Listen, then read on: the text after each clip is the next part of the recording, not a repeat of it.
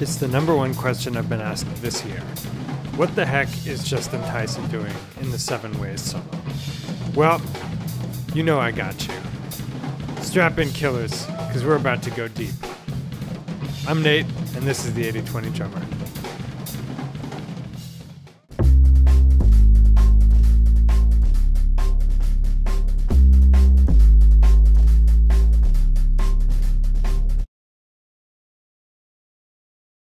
Hey guys, Nate from the 80/20 Drummer here with the long-awaited Justin Tyson lesson.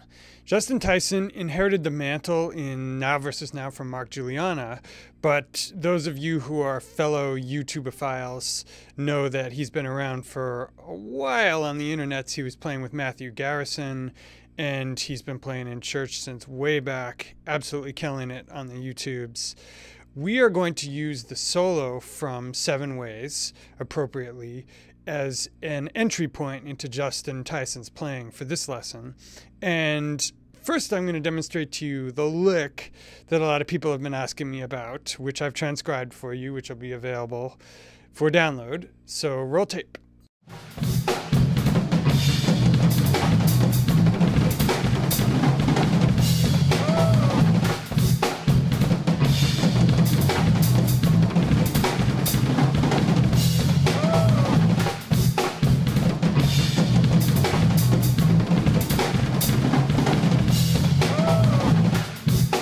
So that's probably mildly useful to you guys, but in this lesson we're going to go deep.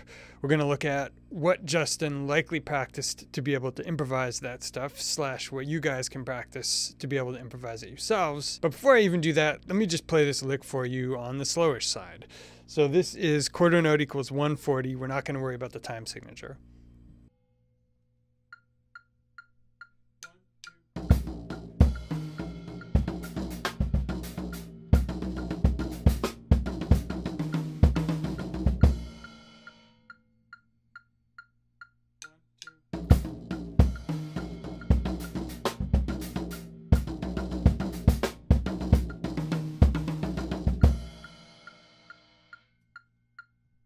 And let me do it even more slowly for you guys, just so that you can get everything.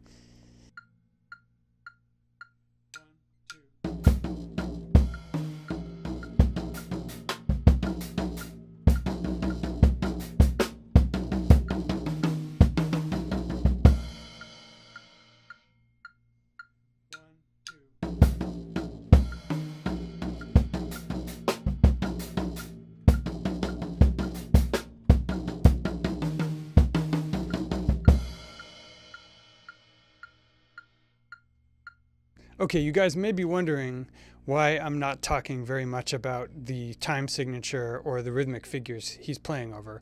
If you're new to the channel, check out a lesson I did called How to Play Like Mark Juliana Part 2, in which I deconstruct the entire way that solo section in Now vs. Now's 7 Ways is put together.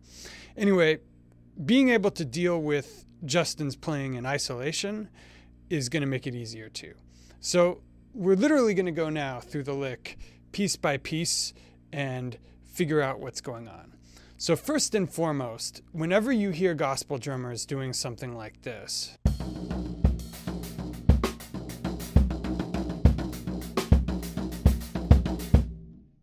with a lot of left hand on the hi-hat, it's fair to assume that you're about 2 layers deep in terms of orchestration, meaning the dude took something that was probably and put it on the floor tom,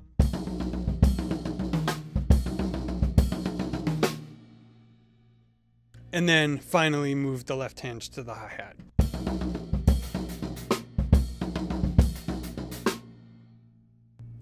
So that's one reason why it's problematic to just transcribe these solos and learn the verbatim.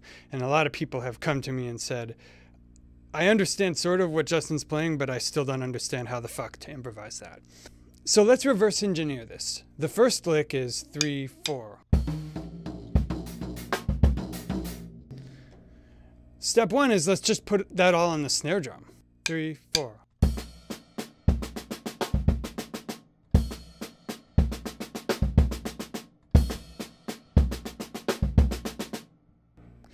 That doesn't sound so complicated after all, does it? It's very much just this sort of 1980s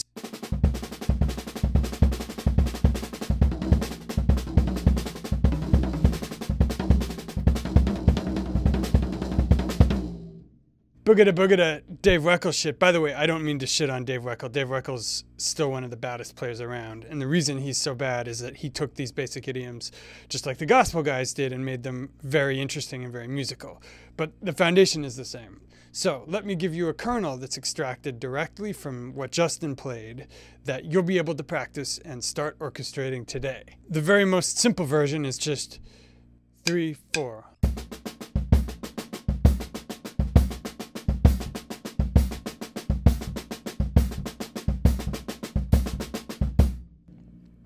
And right away, we're going to orchestrate that onto the floor tom. 3, 4.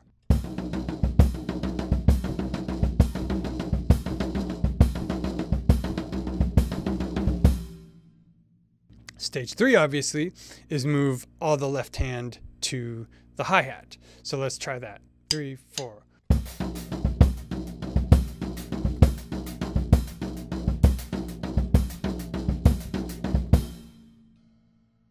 With only that chop, you can already start to make musical phrases.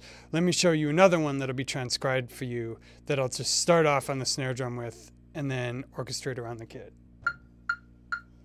1, 2, 3, 4.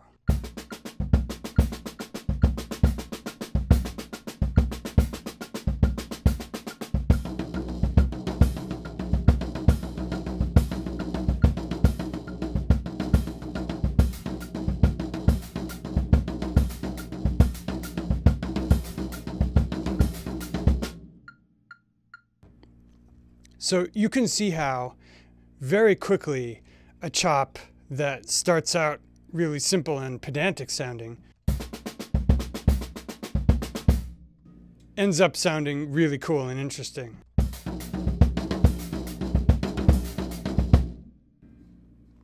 So that's one you can play around with.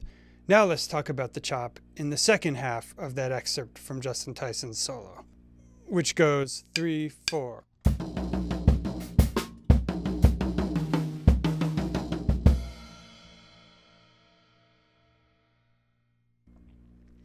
And again, that sounds probably pretty esoteric, but it's basically just a combination of two approaches to the sort of linear Dave Weckl vocabulary. So the chop is just 3, 4.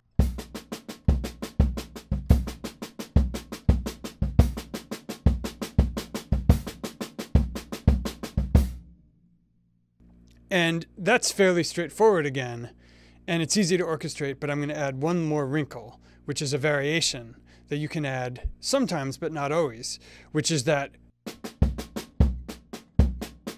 when you have those naked bass drum strokes, you can add a hi-hat note or a cymbal note along with them. So instead of 3, 4, it'll be 3, 4. So let me play the chop with that variation. 3, 4.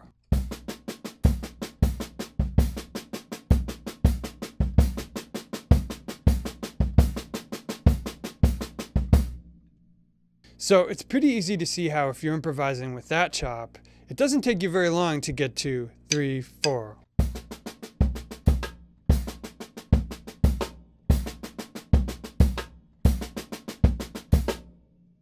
And all Justin did was he orchestrated to the floor tom. So 3, 4.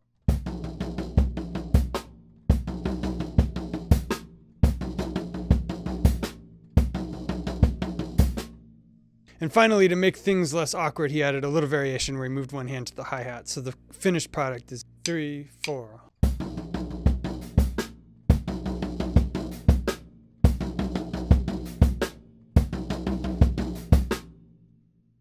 Okay, again, if that seems awkward to you, it's probably because you haven't practiced something like this. 3, 4.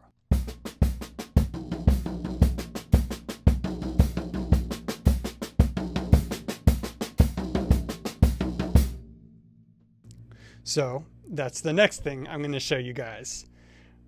is just this chop. 1, 2, 3, 4.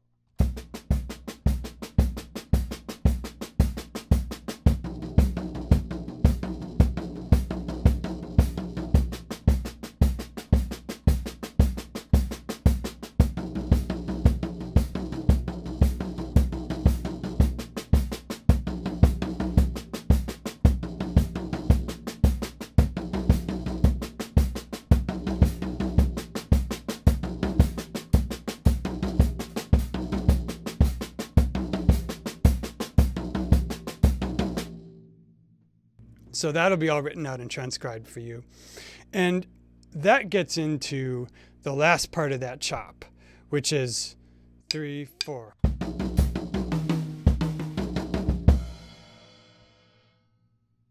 Let me do that again. 3, 4.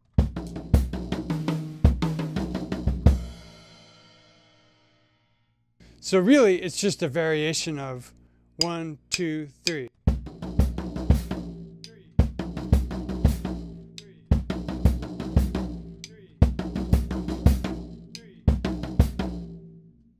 Where instead of moving back to the hi-hat with the left hand, he just does a Bill Stewart type sweep up to the high tom. So 1, 2, 3.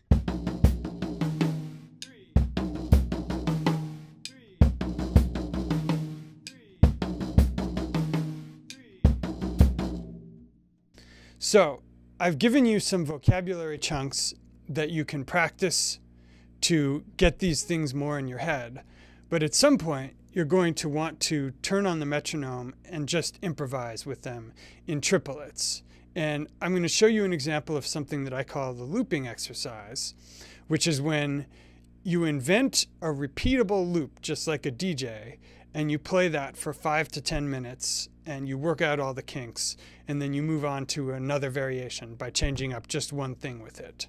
But in my case, I'm going to change it much more rapidly for you so that you can get a kind of condensed time frame for it. So let's try this using the concepts that we covered earlier in this lesson.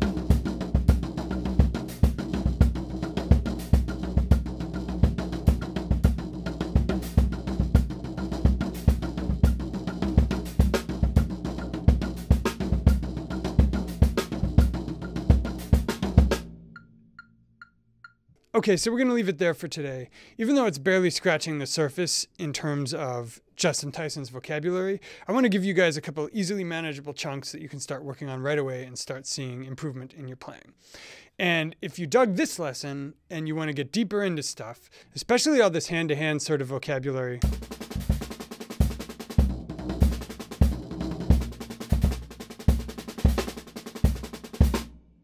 all of this sort of stuff, and you want something that steps you through that week by week sequentially so you start manageable and it challenges you, I recommend you check out the 80/20 coaching course.